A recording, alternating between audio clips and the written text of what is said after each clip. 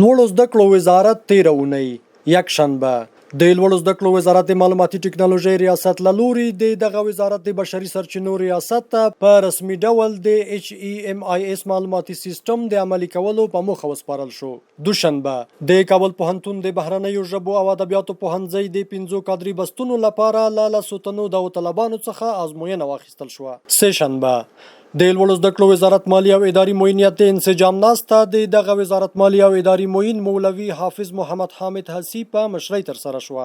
چهارشنبه د لوړو زده کړو سرپرست وزیر د لوړو زده کړو وزارت او کابل پوهنتون کارمندانو ته په ځانګړي اصلاحي مجلس کې وینا وکړه. په مالیې وزارت کې د ګمارنې په موخه د مرکز د غوره پوهنتونونو له 320 ممتازو فارغانو څخه ازموینه واخیستل شوه.